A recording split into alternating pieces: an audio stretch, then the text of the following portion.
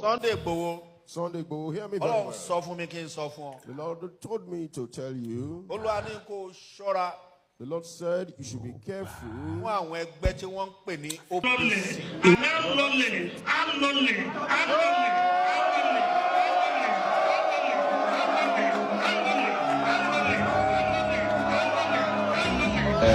Mo kí ẹ̀yin bàbá mi, ẹ̀yin màmá mi, èmi ọmọ yín Sunday Igboho, mo kí ẹ̀yin brother mi, sister mi káàkiri all over the world. Èyí ni 28/6/2026. Ọ̀pọ̀lọpọ̀ rúmọ̀ ti lọ lóríṣiríṣi. Mo ń fẹ́ àsìkò sọ fún ẹ̀yin ẹgbẹ́ olólùfẹ́ mi káàkiri pé àlàáfíà ni mo wà. Àwọn ọmọ tó ṣe léṣe wọn ti wà ókè. So ẹ̀yin bàbá níbí náà bá tẹ́lá sọ ẹ̀jọ̀ tí tán lè tán náà. Ó dìgbà tí gbogbo àwọn kòròrò ajínigbé tó ń dà wọ́n yẹn láàmú lórí ilẹ̀ wa tán bá kúrò láàbò sílẹ̀ pẹ̀lú ní ìlú rẹ̀ ṣe ìpẹ́. Mo kí wa lẹ́ẹ̀kan sí pé a kú dédé àsìkò yìí Olódùmarè yóò wà pẹ̀lú wa. Láì ní gbára wa ní àkókò, mo tún fẹ́ lọ torí mo ṣe fídíò kan lórí ọ̀rọ̀ Olóyè Sunday Igboho àti ìbá Gani Adams tó ń ṣẹlẹ̀. Lẹ́yìn náà mo rí ọ̀pọ̀lọpọ̀ fídíò tí àwọn ọmọ ìbá Gani Adams ti ṣe. Àkọ́kọ́ náà ni wípé ìyàtọ̀ wà láàrin Olóyè Sunday Igboho àti Gani Adams. Kí sì ni ìyàtọ̀? Àyàfi ẹni tí ò bá mọ ìpilẹ̀ṣẹ̀ ibi tí nǹkan ti ń bọ̀ lókù, tàbí ẹni tí ò bá mọ ìpilẹ̀ṣẹ̀ bí OPC ṣe bẹ̀rẹ̀ ni yóò rí wípé ṣé lóòótọ́ bí wọ́n ṣe ń pe ibà òun náà ni wọ́n jẹ́. Mi ò fẹ́ lè tàbùkù ibà Gani Adams, ṣùgbọ́n ká gbé sórí òṣùwọ̀n, ká wo ìgbìyànjú àwọn lọ́balọ́ba yìí dáadáa, a rí wípé ipasẹ̀ àti ọ̀nà tí oníkálukú wọn ń tọ̀ ọ̀tọ̀ọ̀tọ̀ ni. Olóyè Sunday Igboho ń tọ̀ ọ̀nà kan, ibà Gani Adams ń tọ̀ ọ̀nà kejì. Àwọn méjì ni wọ́n sì ti béèrè pé ǹjẹ́ ṣe tán láti jà fún ìran Yorùbá? Ṣùgbọ́n èsì tí àwọn méjèèjì fi dáhùn ọ̀tọ̀ọ̀tọ̀ ni. Àwọn tí wọ́n sì fún lésì yìí, àwọn ò ní bọ́ọ̀ta kan wá sọ wípé nǹkan báyìí òní lágbájá sọ, nǹkan báyìí ní tàmídò sọ. Ṣùgbọ́n tó lè Sunday Igboho clear gidi pé mi ò béèrè owó lọ́wọ́ yín, mi ò nílò owó, ẹ̀yin ẹ kàn pa wá láṣẹ. Ó yàtọ̀ sí pé kí ìjọba ó fún wa láàyè, kí àwọn ìjọba ó tọwọ́ bọ̀wé, kí àwọn gómìnà wa kí wọ́n tọwọ́ bọ̀wé ìwé àdéhùn. Kí ni yóò yé yín, kò yí ọ̀pọ̀lọpọ̀ àwọn ènìyàn wípé ibà Gani Adams wọ́n lu ìlú onílòwélòwé lálùlà gidigbo, ọlọ́gbọ́n ló ń jo àwọn ọ̀mọ̀ràn àsìmọ̀mọ́. Rí pásítọ̀ kan sọ̀rọ̀, ó ní kí Olóyè Sunday Igboho ó ní kó ṣọ́ra fún àwọn OPC, ó ní kó máa wọn jà ó, ó ní torí pé tí ò bá ti bá wọn jà ó ní yóò ṣẹ́gun wọn. Sunday Igboho, hear me very well. The Lord told me to tell you. The Lord said you should be careful. The Lord asked me to tell you. The Lord said once you don't fight with them, once you are not angry with them, the Lord said he's going to expose a secret to you from among them to you. And the Lord told me that he's going to arise to give you victory. The Lord said make attempt to be very, very careful. This time around, Sunday Igboho, be very careful. Be very careful. The Lord said you should be careful.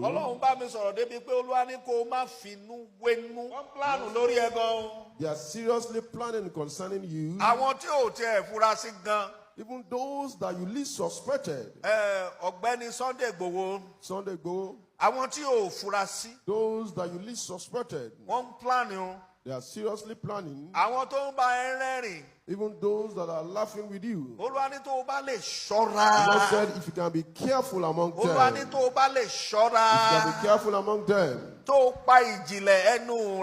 And you can keep your mouth and keep your secret. Olúwa ní àwọn tó ń pláàni. Those that are planning this evil towards you. Nínú wọn máa kú. Among them, they're going to die. Àṣírí máa tún tú gan. And you get more secret open up. Ẹ̀rù gan wá bà wọ́n. Ṣọ́ra fún àwọn nǹkan ìjìnlẹ̀ tí ó máa tẹnu rẹ̀ jáde. Àwọn ọ̀rọ̀ ìjìnlẹ̀. Those words are mystery. Àwọn ọ̀rọ̀ ìkọ̀kọ̀ ìjìnlẹ̀. Those hidden words that are secrets, that are mystery. Ṣọ́ra. The Lord said you should be careful. Jọ̀ọ́ ṣọ́ra. Please be careful. Ṣọ́ra. Be careful.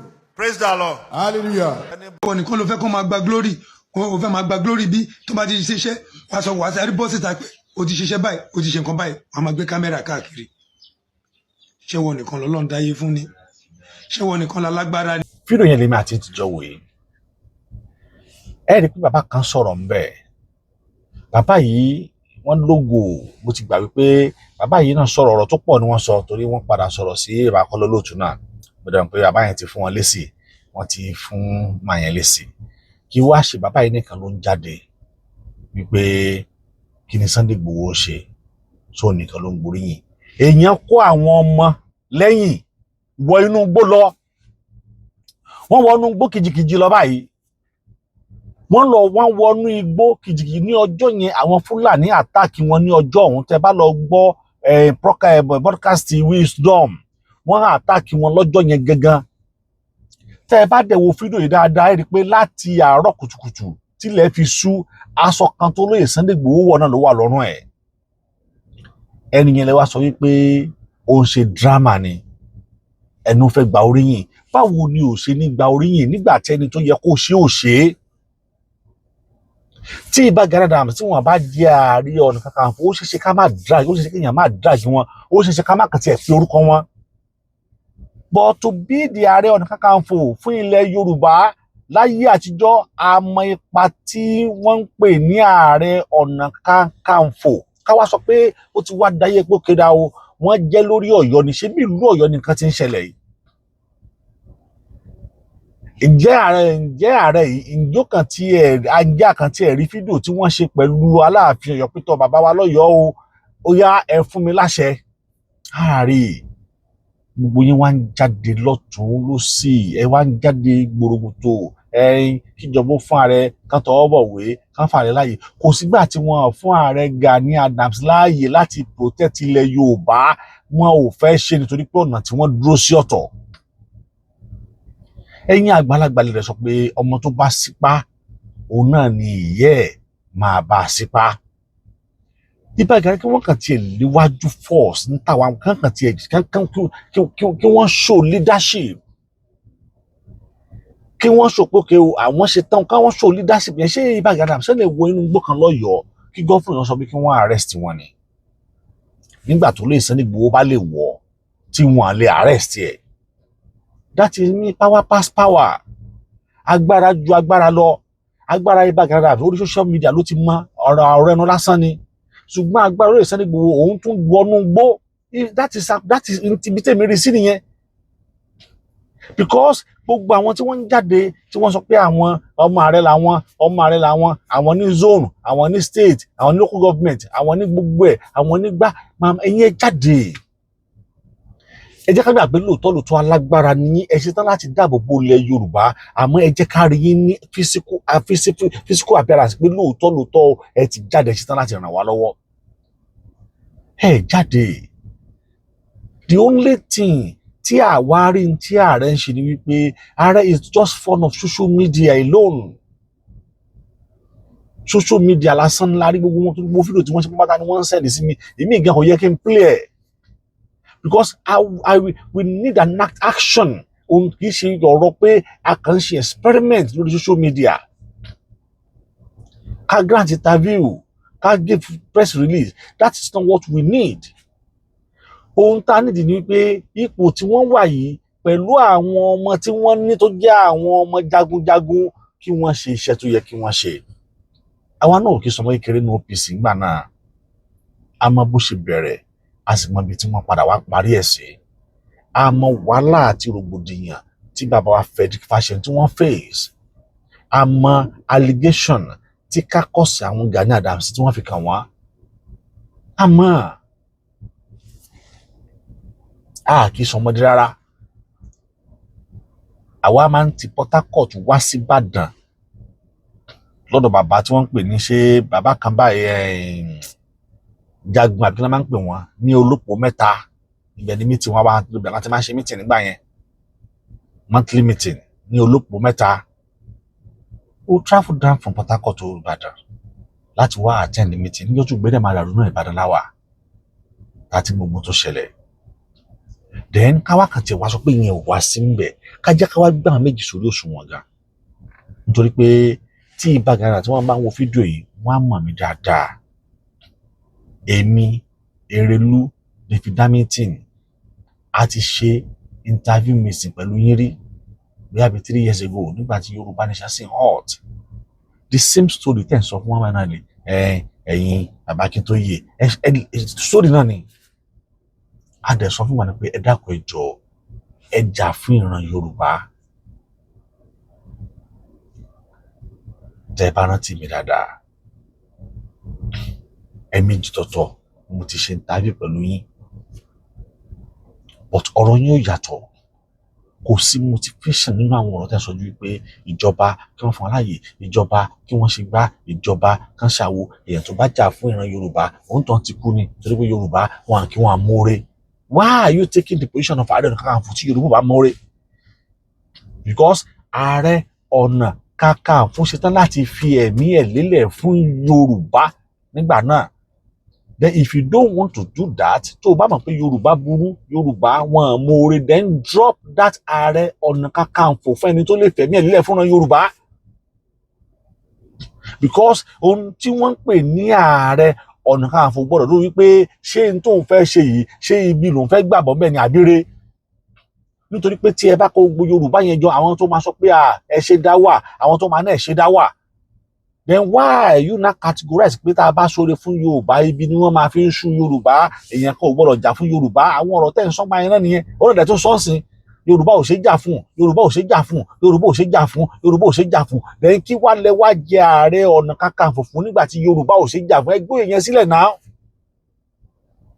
Ẹ jẹ́ kẹ́ni tó lè ṣe, tó lè jà pé kódà mi ò ní tí mo ń wá o, mi ò wá kí ẹ̀yìn mi ò wá kẹ́ mi ò wá kẹ́ ṣe nǹkan fún mi, ṣùgbọ́n mo ṣàpè mo ṣàfẹ́ jà á.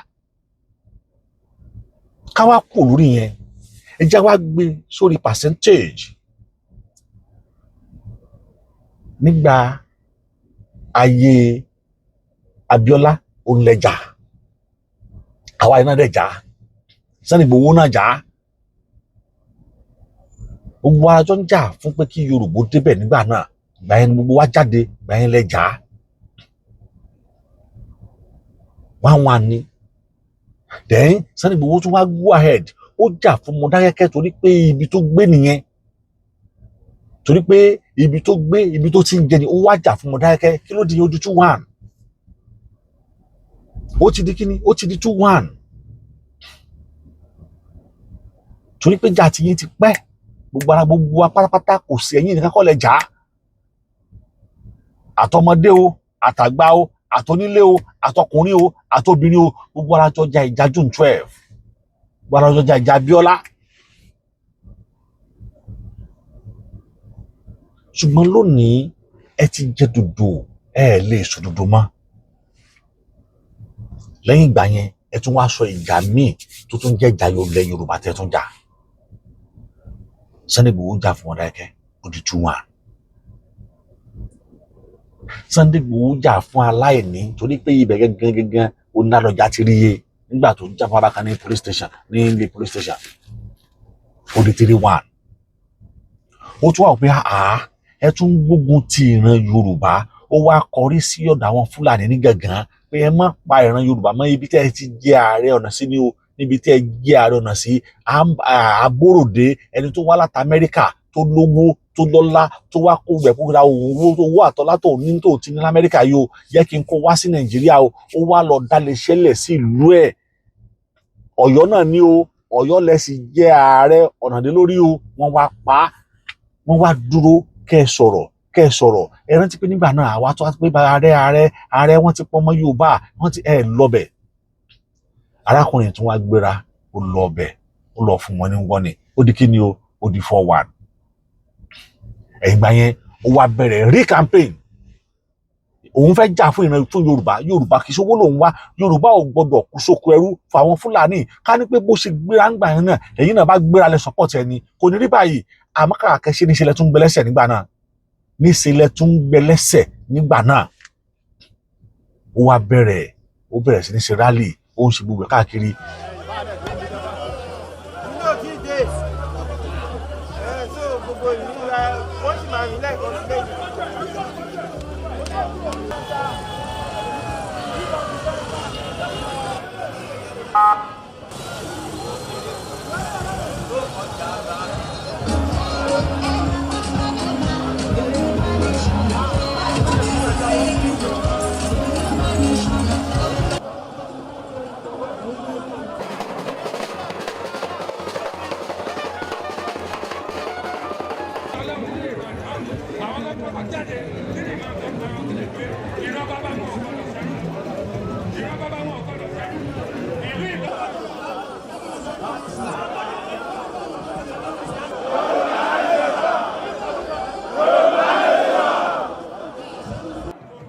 We are far ahead of all tribes in Nigeria. Far ahead. Before South Africa had electricity, we had it. Before France had television, we had it. What do we want? We want an independent Yoruba nation. We want a self-sufficient Yoruba nation. We want a Yoruba nation that is free of the albatross of Nigeria. And that's why we are telling the whole world by amassing this crowd to show that there is no opposition to Yoruba nation in Yoruba land.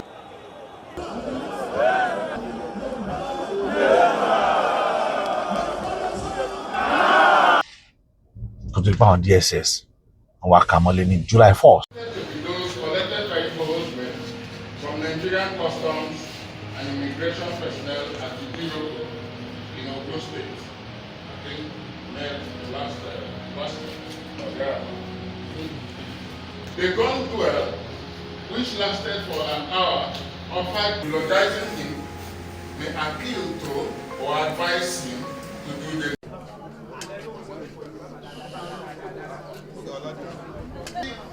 Onkirun tó ń ṣàdúrà nígbà ẹni wọ́n kú lẹ́tẹ̀ mọ́ tẹ̀síwá ìnìyẹn ẹni tó fi ń kírun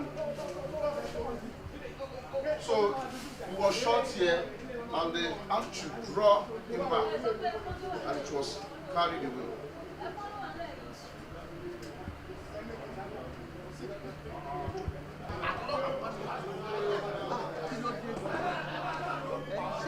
ṣé ayé la wà yìí ṣá ṣé Nàìjíríà lè lè yà bí kí.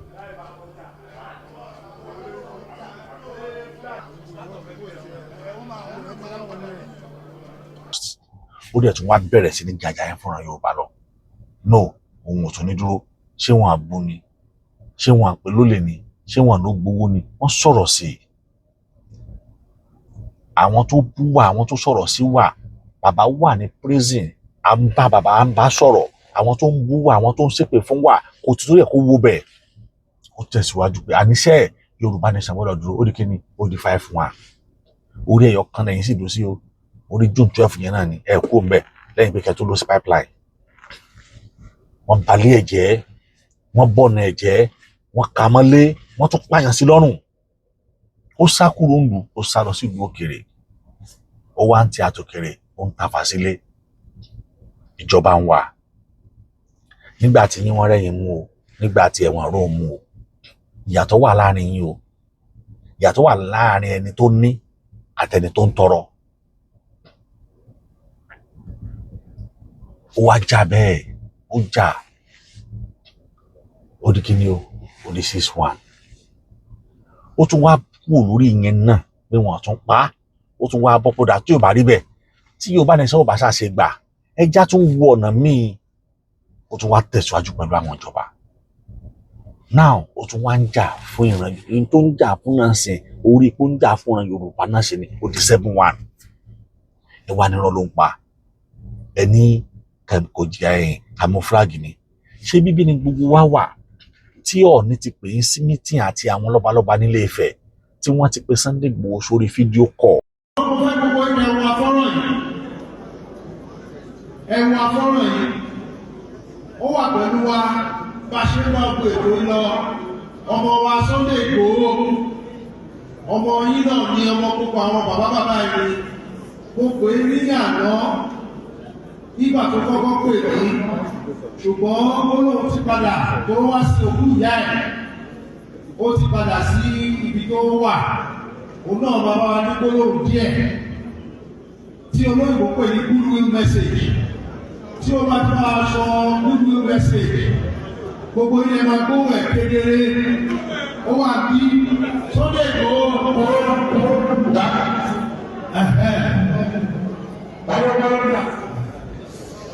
kí gbogbo àwọn bàbá tó wà bí ó ẹ̀yìn bàbá mi fẹ́ bàbá ẹ̀ ẹ̀yìn gbogbo àwọn bàbá sáré lórí òkì ọmọ tó ń bí àgbà àbúrí kìíní òkì ọlọ́pàá àkókòní òkì orí ọ̀gá mi olórí adébíyí bàbá wa òkì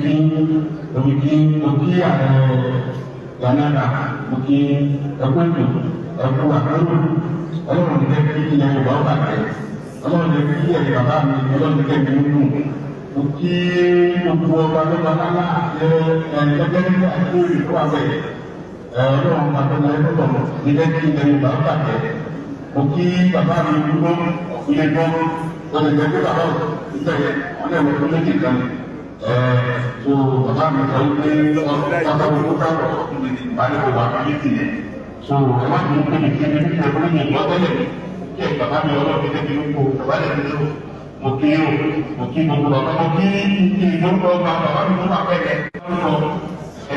tó ẹ̀mí tí mi lórí mi mọ̀rọ̀ ọ̀tọ̀ púpọ̀ ẹ̀kúrí tí mi mo kí ọlọ́ọ̀dẹ tẹ́bi ló kó ọlọ́ọ̀dẹ tí ilẹ̀ Yorùbá bàjẹ́ ọlọ́ọ̀dẹ tí ilẹ̀ Yorùbá bàjẹ́ gbogbo kọ́lá mi ti lọ sí gẹ́gẹ́ bí bàbá mi lè bí bàbá mi lè ní so mo lè gbádùn ọ̀rọ̀ táwọn bàbá mi lọ tẹ̀lé wọ́n á fi ọ̀la bàbá mi bá yà pé òbíkí ọlọ́dẹ mi kú ọlọ́dẹ mi lè ẹ̀yìn lọ bàjẹ́ kí ẹ ká bàbá má fi sí ẹ̀jọ̀ ẹ̀yìn máa ń lọ fún mi bàbá mi tó ní kókó bàbá àwọn ẹ̀jọ̀ ẹ̀kọ́ wà ní bàbá mi tó dárúwá wọn àwọn oníkòtò ìyàwó ìlú bẹ́ẹ̀ ní ìpínlẹ̀ àtàwọn ẹ̀yẹ mo sáré wá lọ́dún mọ́ sọ́nà. Àwọn òyìnbó tí wọ́n so wá pọ̀ yìí tí wọ́n sọ yìí bàbá wa tí wọ́n kó sábẹ́ olóṣèlú yìí ẹ̀fọ́ ìpínlẹ̀ yìí sábẹ́ ìlú queen ní London akẹ́kọ̀ọ́ bá palabẹ́gẹ́ tí mo fi sọ̀rọ̀ mo nígbà tí bàbá mi ò ní sọ Amẹ́ríkà mo rí àpọ́nlé bí gbogbo àwọn òyìnbó pé wọ́n ti lórí àgàtà gbogbo agbára ti dé fún ọ̀lẹ́. ẹ má bá wa like ẹ má bá wa share Sunday Igboho sà ó yẹ kó wà ń bì lónìí ṣùgbọ́n ó ti padà sí Germany ní àná ó ti padà sí Germany so kábíyèsí ọ̀nà rẹ̀ sáwá pé live báyìí live là ń gbé báyìí. mo lọ́nà mo lè gbà fọ́nà tó níbi mo lè kó gbogbo tí mo ń jẹ láyé ọwọ́ lọ́nà ti wá ìjọ tí kò ọlọ́run ló ti mọ̀ ẹ̀yin bàbá mi ẹ para ayé pọ̀ ẹ pera ayé lọ́kàn ẹ ti kàn ń fò fúlàní ò lè fò wá lẹ́rù ẹ̀yin bàbá mi ní kàkà kí jọba lè fún gàmbá yìí. kò sí anybody tí ò rí fídíò náà nígbà náà tí wọ́n ti pe Sunday Igboho ẹ̀yin wà ń bẹ̀ pẹ̀lú wọn present ni wà ń bẹ̀ ni which is pé you have upper hand than Oloye Sunday Igboho tí wọ́n kàn pè látòrí fóònù tó wá ń sọ̀rọ̀ látòrí Zoom. Bàbá yìí made it clear pé òun ò nílò owó òun ò wá owó yín tó kàn wà ní pé ẹ fún òun láṣẹ then kí wá ló dé tẹ́yìn náà ò ṣe lo strategy ẹ̀yin ní o ibà gàdé èmi náà ò nílò owó àfẹ́ owó ẹ mọ̀ fún wa lówó ẹ kàn fún wa láṣẹ àmọ́ kò sí bí wọ́n ṣiṣẹ́ tí wọ́n ní fún yín lówó but demand yín ti pọ̀ ẹ̀yin ò categorize tí yín Sunday Igboho declare pé àníṣe òun ò nídìí owó ṣẹ́ òun ò nídìí owó ẹ kàn fún wa láṣẹ ó sọ nínú fídíò yẹn pẹ̀lú Ọọ̀ni and he is saying the same thing now. Ẹ wá sọ wípé ó ń parọ́ ni kò mọ tó ń ṣe ibà a fẹ́ràn yín a nífẹ̀ẹ́ yín ṣùgbọ́n ipasẹ̀ tẹ̀ nílẹ̀ Yorùbá kì í ṣe ipasẹ̀ wípé lóòótọ́ ọmọ Yorùbá ni yín tọ́ ipasẹ̀ pé lóòótọ́ ọmọ Yorùbá ò ní yín ṣé ká sọ pé àwọn tí wọ́n á pè ní àbí kìíní ṣe ká ní wọ́n jàre ni ṣé pé wọ́n jàre báyìí torí pé ẹ ò ṣetán láti jà fún ìran Yorùbá ẹ ò ṣetán rárá ẹni tó tún wá ṣetán láti jà fún ìran Yorùbá àwọn ọmọ yẹn tún wá jáde ẹ tún wá kódà títí kan ra ọmọdé kan ọmọ yẹn ò lè ju ọmọ bóyá bí tó bá dàgbà máa ju bóyá bí 7 years lọ ọmọ yẹn náà jáde òun náà the same thing. tí gọ́ọ̀mẹ̀ntì bá ti sáìn ìwé tí àwọn lọ́balọ́ba fọwọ́ sí ẹ fún Ìbà Gani Adams láàyè ó ti sọ wípé 6 good months kó tó pé 6 months yẹn gan iṣẹ́ máa ti ṣe but ta ni ò fẹ́ kóun ṣoríire ta ló fẹ́ máa jìyà oníyà Yorùbá ẹjẹ́ sinmi ọ̀tẹ̀ ẹ jẹ́ ká sọ reality Ìbà Gani Adams ló lè ṣe òun lọ́lọ́run fi rán ẹ sọ fún ìjọba kí wọ́n fún ní approval ẹ sọ fáwọn lọ́balọ́ba kí wọ́n kúrò ní ọba olóṣèlú kí wọ́n sọ ó. pé tí wọ́n bá fún ààrẹ láàyè wọ́n bá kó sẹ́ni tí ò fún yín láàyè.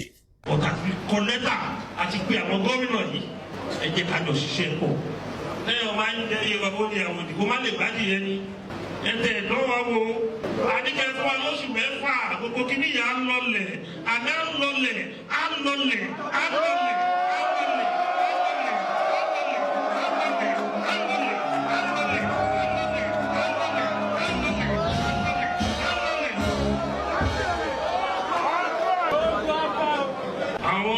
kò sí ẹni tí kò fún yín láàyè sá pé kẹ́ pìtú ọwọ́ yín ẹ pìtú ẹ jẹ́ káwọn èèyàn rí ẹ má kó àwọn ọmọ dàṣogun ẹ̀yin gẹ́gẹ́ fúnláyìn ẹ ṣáájú ogun ọ̀hún.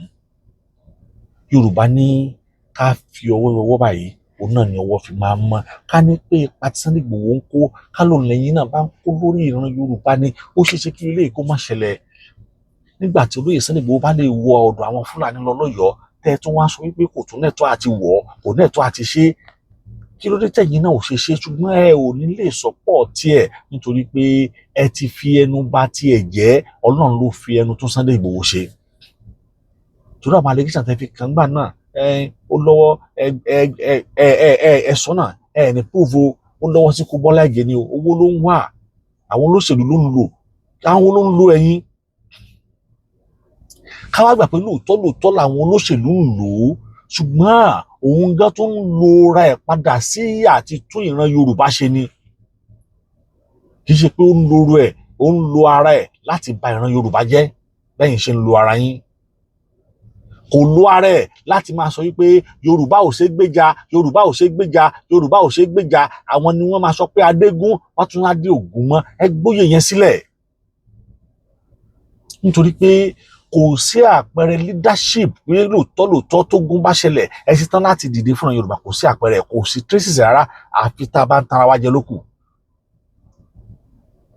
a lè dì sí fara wa gbogbo apáta a ò lè dì sí fara wa èmi ti ṣe ń ta afẹ́ pẹ̀lú yín lẹ́ẹ̀mejì tọ̀tọ̀tọ̀ pẹ̀lú Orelu mo dẹ̀ mọ side tẹ́ take níjọ́ yẹn bá rí pé mo béèrè pé ǹjẹ́ ẹ ṣe tán láti jà fún ìran Yorùbá sáà gbà yẹn nẹ́tíwọ́ọ̀kì yín lọ everything frontrate gbà yẹn máa kan náà wà tó bẹ̀rẹ̀ sí ní sọ̀rọ̀ sí yín tó lóun ti mọ̀ yín ti pẹ́ pé rọ́lẹ̀ ń pa tó náà máa yẹn ń sọ̀rọ̀ máa yẹn lókàn tí ọkọ̀ da program yẹn rú gan tó yẹ ká lójútùú because ẹ̀yin náà inú ń bí yín nígbà yẹn náà pé tẹ bá kàn ti wá sí London kẹkàn wá gba owó kẹkàn máa yẹn sọ̀rọ̀ ọjọ́ yẹn náà ó sọ̀rọ̀ àwọn bí abẹ́ mẹ́ta ni wọ́n sọ̀rọ̀ wọ́n express ara wọn pé ẹ lẹ́tọ̀ọ́ sí táìtù yẹn fídíò yẹn ni ó kàn jù mí pé orí Yorùbá World Media tá ti ṣe fídíò yẹn wọ́n ti gbé péjì yẹn wálẹ̀ ni ó ní mi bá táàgì mọ́ fídíò yìí káwọn èèyàn lè mọ ibi tí mo ti ń bọ̀ torí àwọn tí ò bá padà máa sọ̀rọ̀ sí mi pé báwo ni mo ṣe ń sọ̀rọ̀ sáré báyìí kéde mọ̀ wípé èmi àti yín ti ń bọ̀ ọjọ́ ti pẹ́ díẹ̀ ṣùgbọ́n tá a nílò látọ̀dọ̀ yín gẹ́gẹ́ bí ọmọ Yorùbá àárí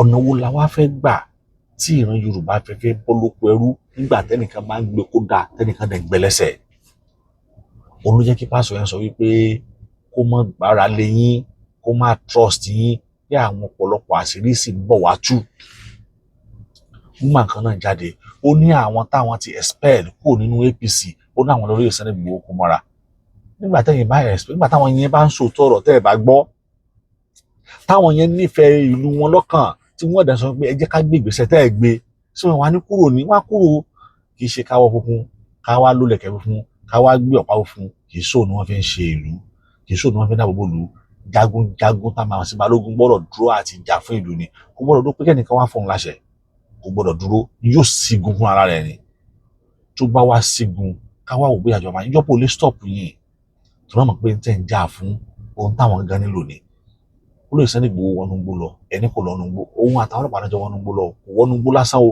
àwọn ọlọ́pàá ni wọ́n ṣe ọ̀pọ̀lọpọ̀ iṣẹ́ tó pọ̀ jù níbẹ̀ àwọn kan jẹ́ backup ni àwọn ọmọ ṣìṣe tí àwọn ọmọ ṣe Fúlàní àtàkì wọn kí wà làwa ń sọ ibà torí pé oyè tẹ́ jẹ gẹ́gẹ́ bí ibà àti bí ipa Ààrẹ Ọ̀nà Kakanfò bó ṣe ní kìmí tó ń lẹ Yorùbá lónìí òun ló fà á tá a fi ń pè yín tí ẹ ò bá ṣe Ààrẹ Ọ̀nà Kakanfò lẹ Yorùbá à ní pè yín àwọn lọ́balọ́ba tí wọn ò pè yín sí wọn mọ́ tí wọ́n rí ni àwọn lọ́balọ́ba tí wọ́n lọ ń bá olóyè tí olóyè Sunday Igboho lọ ń bá sí wọn mọ́ tí wọ́n rí ni Ààrẹ Ọ̀nà Kakanfò ojú ọba lẹ Yorùbá lọ ìgbéraga lẹ fi kún because ẹ̀yin náà nínú ẹni tó yẹ kó máa lọ bá àwọn lọ́balọ́ba ilẹ̀ wa nínú ẹni tó yẹ kó máa tọ ọ̀dọ̀ àwọn ọba yìí lọ pé ilẹ̀ Yorùbá máa ń jòrò ọ̀nà wo la fẹ́ gba ilẹ̀ ó máa ń dàrú báwo la ṣe fẹ́ ṣe ṣùgbọ́n ẹ̀yin ń dúró pé ẹ̀yin ju àwọn lọ́balọ́ba ẹ̀ tó lọ́balọ́ba torí pé oyè ni tiyín èèyàn kan ọba ló fi yín jẹ àwọn jẹ ọba lórí ìlú ni ẹ̀yin Ààrẹ Ọ̀nà Kakanfò jẹ ọba lórí ìlú Ààrẹ Ọ̀nà Kakanfò dàbí balógun tá a bá sígun fún ni ó yá sígun yá àsígun fún ọ lọ jẹ̀lú irun tẹ ẹ bá wá kẹrù wálé ẹ gbọ́dọ̀ kó lọ sọ́dọ̀ Aláàfin Ọ̀yọ́ so níbo lẹ ti wá ju ọba lọ nínú àwọn ọ̀rọ̀ tẹ máa ń sọ nínú àwọn èsì tẹ máa ń fọ̀ ọ̀rẹ́sẹ̀ tún nídìí gbogbo yẹn ju pé báwo ni ilẹ̀ Yorùbá báwo ni ò ṣe ní tàn sóko ìbànújẹ́ báwo ni ilẹ̀ Yorùbá báwo ni ààbò tó péye ṣe máa wà nílẹ̀ Yorùbá báwo ni ilẹ̀ Yorùbá ó ṣe nísinmi ẹnìkan wá dìde lẹ́yìn ìgbà tí ojú ẹ ti rí mọ́ bó lẹ́yìn ìgbà tó ti sá kúrò ń lù tí wọ́n ti detain ní ẹ̀ sí Benin Republic for how many years wọ́n jẹ́ kó kúrò ńbẹ̀ ó tún kúrò ńbẹ̀ tán ó bọ́ sí Germany ó tún sì sọ pé òun sì dúró lórí pé ìran Yorùbá ṣe ò gbọdọ̀ parun ohun tó jọ olóyè Sunday Igboho ti rí ojú tí yóò ti rí kò tí ì rí ṣùgbọ́n tá a bá ń sọ nípa àgbà tá a bá ń sọ nípa pé kéèyàn ẹ̀yin náà lè máa ń sọ pé ayé tí ń jà fún Yorùbá ti pẹ́ ẹnìkan wá dé fine ká wá gbà pé lóòótọ́ lẹ tí ń jà fún Yorùbá ti pẹ́ ẹnìkan wá dé lónìí ṣé bó yẹ kẹ́ ẹ mú mọ́ra ni kò yẹ kẹ́ ẹ tún fi ẹnu tàbùkù olóyè Sunday Igboho bí fídíò yẹn wà ń bí ọ́díò lè kí yín padà lékì síta ebe gbéra yín lọlé ẹjọ́ ṣùgbọ́n àwọn àbàdàn ni pé arákùnrin withdraw kéèsì kúrò a kì í ti kóòtù dé ká tún sọ̀rẹ́ ọmọ Yorùbá ni wá so látàrí ìdí èyí mi ò rò pé ìrẹ́pọ̀ kan lè wà láàrin ẹ̀yin àti olóyè Sunday Igboho àyàfi tí ẹ̀yin gan-an tẹ́ bá gbé ìgbésẹ̀ ẹ̀ lóko tẹ́ ẹ̀ bá ti wá gbé ẹ dákun ẹ jọ̀ọ́ Ìbà Gani Adams àtàwọn ọmọ wọn ẹ folóyè Sunday Igboho lọ́rùn sílẹ̀ ẹ jẹ́ kó rìn tiẹ̀ ẹ̀yin náà rìn tiyín ẹ jẹ́ kó ṣe tiẹ̀ ẹ̀yin náà ṣe ní torí mo rántí pé ní ọdún kan tá à ń sọ̀rọ̀ the same tẹ̀sán ni pé kíní kan social media ẹ̀ kan sọ̀rọ̀ yẹn pé ẹ̀ kan ọ̀rọ̀ yẹn tẹ̀sán yẹn náà dẹ̀ fún ilé sí pé social media yẹn náà la máa fi wé nìyí.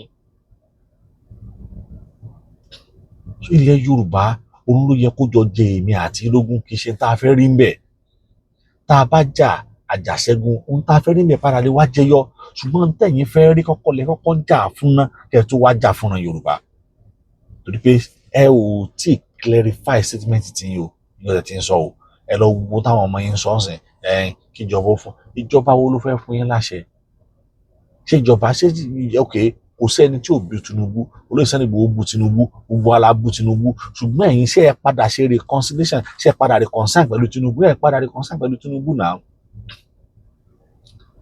reconcile pẹ̀lú ẹ ṣe bí ìjọba kan dédé máa fún láṣẹ ni láṣẹ pé bá ní kúrò àwọn pẹ̀lú wọn yá máa jọ tara wa òfú ti fẹ́ tẹ̀ ìjọba kan dédé máa sọ pé yá o Ìbà Gani Adams yá ẹ lọ́mọ ìjà láṣẹ pé bá ní good rapport pẹ̀lú wọn kò ṣeé ṣe torí pé Yorùbá sọ wípé ẹni tó fẹ́ mú ọ̀bọ òun náà gbọ́dọ̀ ṣe bí ọ̀bọ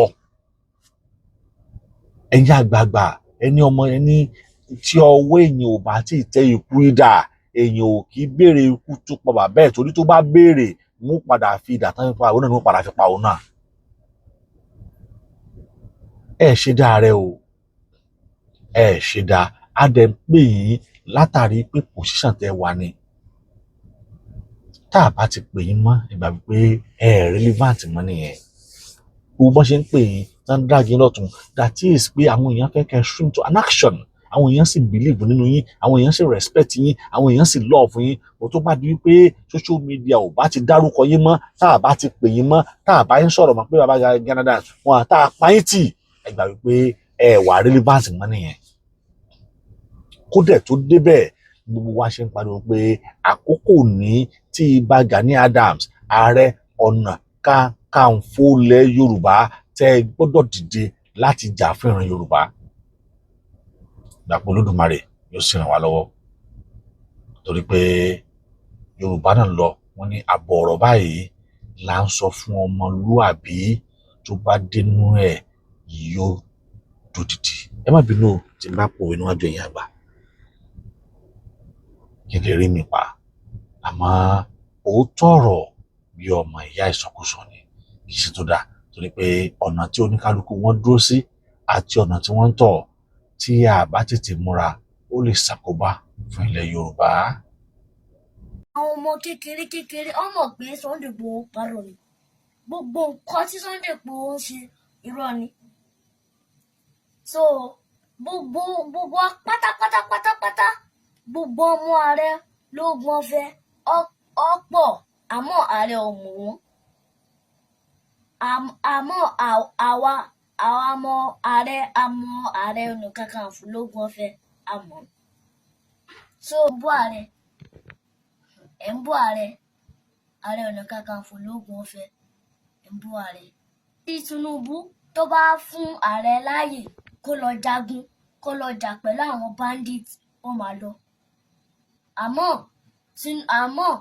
Tinubu ò tí sọ pé kó lọ jagun, àtàwọn lọ́balọ́ba tó bá sọ bẹ́ẹ̀ Ààrẹ ó lọ. Àmọ́ tí ó bá wá sọ fún Ààrẹ, tá Ààrẹ wá lọ ńkọ́, ó máa ní pé Ààrẹ ṣe mo rán ẹṣẹ́. So àwọn bandits ó kéré sí Ààrẹ ni, ó kéré gidi gan.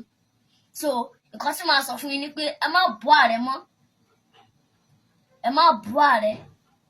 Tinubu ló jẹ̀bi. Tinubu tó bá ti fún Ààrẹ ní ipa pé kó lọ jagun, ó ṣe wàá máa lọ jagun. Àmọ́ Tinubu ò tí fún pé kó lọ jagun. Tí Tinubu bá ti fún, ó máa lọ jagun. Ẹ ṣé o.